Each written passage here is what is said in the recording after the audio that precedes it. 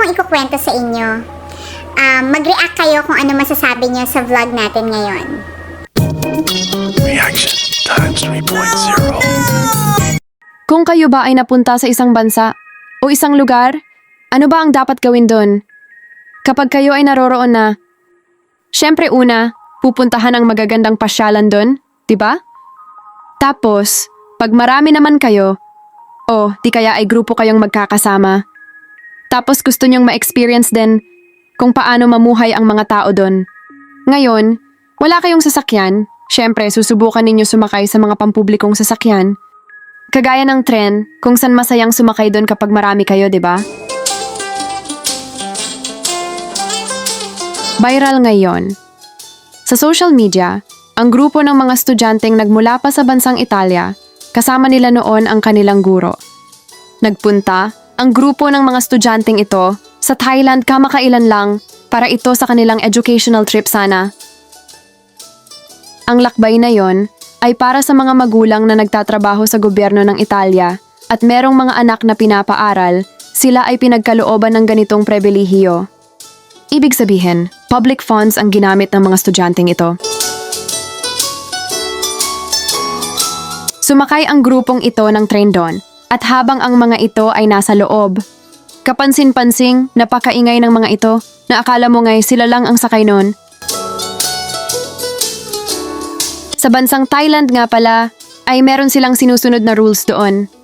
Na kapag kayo ay sakay ng isang public transportation, lalong-lalo na sa mga metro nila, kailangan ay tahimik lang, hindi po pwede doon ang maingay.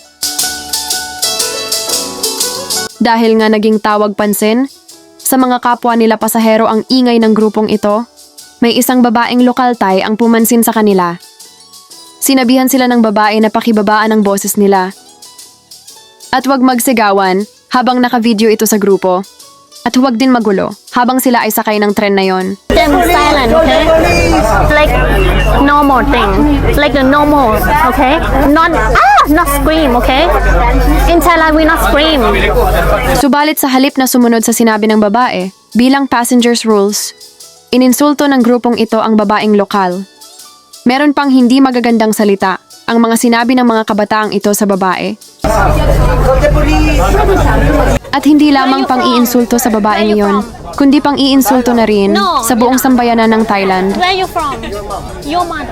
Bukod pa roon, sa halip na sawayin sila ng kanilang kasamang guro na Italyana din, sa halip na paalalahanan ang kanyang mga estudyante. Ang hindi magandang salita na binitawan ng gurong ito, sinabi niyang, "Sorry for bringing money to your country," na may kasama pa itong pagmumura. Sorry for bringing money to your country. No manner.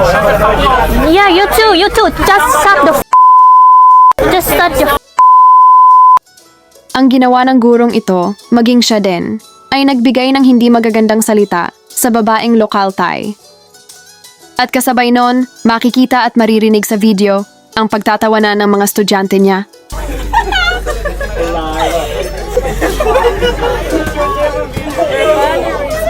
Nang dahil nga sa nakunang videong ito, mabilis na kumalat sa social media at nag-viral ito dahilan para magalit ang buong sambayanan ng Thailand. Sari-saring komento ang kanilang sinabi. Dahil din sa pangyayaring ito, napilitan ang Italian Embassy na mag-issue ng public apology sa bansang Thailand. Maging yung mga naging involved sa isyung iyon, ay nag-public apology rin personally, nakaharap nila yung babaeng Thai sa video. I'm really sorry for what happened and I ask to apologize. โทษครับขอโทษครับ Okay, I accept the apologize. I accept that. พระเบนครับพุ่งครับ You don't know me and you say to me. And I told you I'm extremely sorry for Don't that. have to bully all Thai people, I right? know, I've learned. Ayon sa pulisya ng Thailand, maaring maharap sa aksyon at pagpapawalang bisa ng kanilang mga visa ang mga Italyaning ito kung sakaling magsampa ng formal na reklamo kaugnay ng insidente ng BTS. Ang ginawang pangungutya sa isang pasahero ng BTS sa Bangkok ay maaring magkaroon na ngayon ng legal na kahihinatnan. Ayon sa pulisya, maaring magpatuloy ang reklamong ito laban sa mga estudyanteng dayo. at sa ilalim ng batas ng Thailand, matapos ang isang viral na video na nagresulta sa paghingi ng apology ng Embahada ng Italia at naging organizer ng tour na iyon na humingi na rin ng paumanhin. We are the leaders of the Italian group that went viral yesterday on the internet, and we are making this video to apologize to Thai people and Thai culture. We wanted to shoot this video yesterday, but we are worried and scared, and so we postponed this video, and that will probably be the wrong decision. So we wanted to ask forgiveness for our behavior to Thai people and the country. I'm personally extremely sorry for what has happened. I perfectly know that money can buy respect, and I'm really sorry for all the people offended and for having offended Thai cultures and Thai people.